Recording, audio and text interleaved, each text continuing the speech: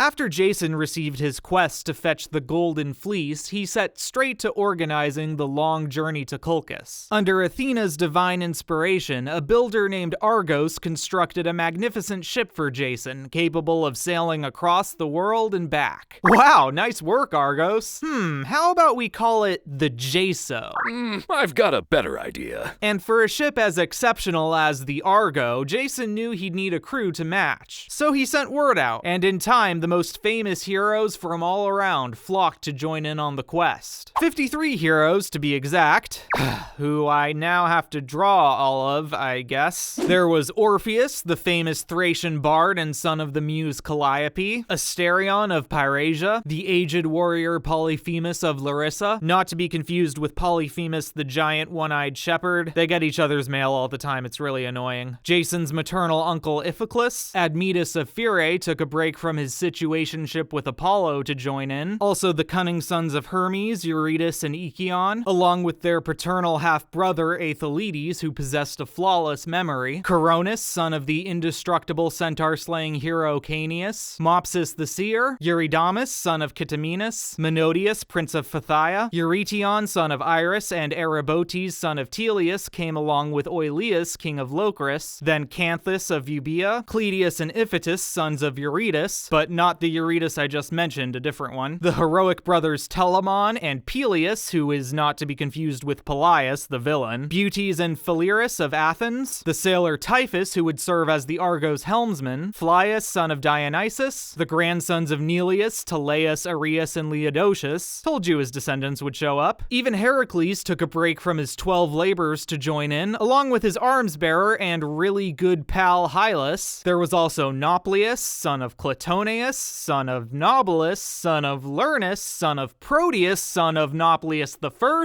son of Poseidon. Really stretching your claim to divine heritage there, buddy. The seer Idmon, son of Apollo, came despite learning that he was fated to die on the journey. Sorry, pal. The twin half-brothers Castor, son of Tyndareus, and Pollux, son of Zeus, came from Sparta. From Arene came Idas and his brother Lynceus, whose gaze was so piercing he could see beneath the earth, and also into your browser history. Also Pyroclymenus, son of Neleus. Hey, that's another one. Good for you, Nelly. From Arcadia, Amphidamas and Cepheus came along with their nephew Anchius, though he had to wear a bearskin thanks to his grandfather hiding his armor to try and stop him from leaving. Augeas, son of Helios, came, hoping to get to meet his half-brother King Aeetes and Colchis. Also Asterius and Amphion from Pellene. Three sons of Poseidon, the swift-footed Euphemus who could run on water, along with Erginus, don't laugh, and Ancaeus, not to be confused with the other Ancaeus. From Calydon came the plucky young hero Meleager, accompanied by his uncles Laocoon and Iphiclus, not to be confused with Jason's uncle Iphiclus. Also Palamonius, son of Hephaestus. From Phocea came Iphitus, not to be confused with the other Iphitus, or with Iphiclus, or the other Iphiclus. Then there were the wind god Boreas' sons, Zetes and Calais, who could fly with the wings on their ankles. And lastly, there was Acastus, who joined in spite of his father, King Pelias. Well, that looks like everyone. Wait, where are Theseus and Pirithous? Oh, they're still in Hades with their asses stuck to chairs. How does that fit into the timeline? Don't worry about it. Hey, what about Atalanta? Didn't she RSVP? Yeah, she did, but I figured bringing a chick along would just harsh the vibe. Bros before hoes, am I right, fellas? Haha.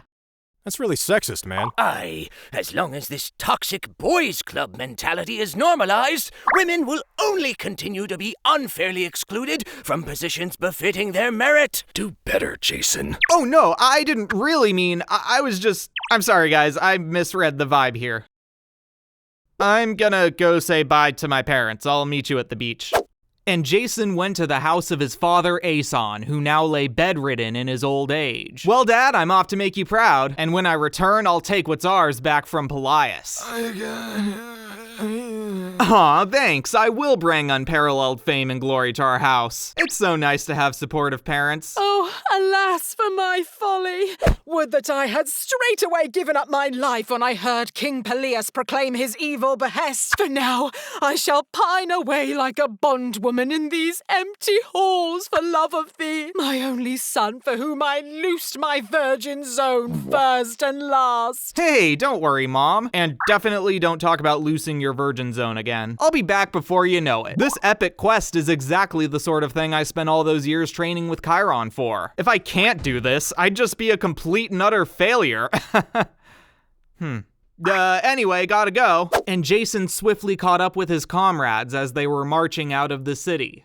Hot dog! A host of warriors like that will have no trouble taking the golden fleece from Colchis.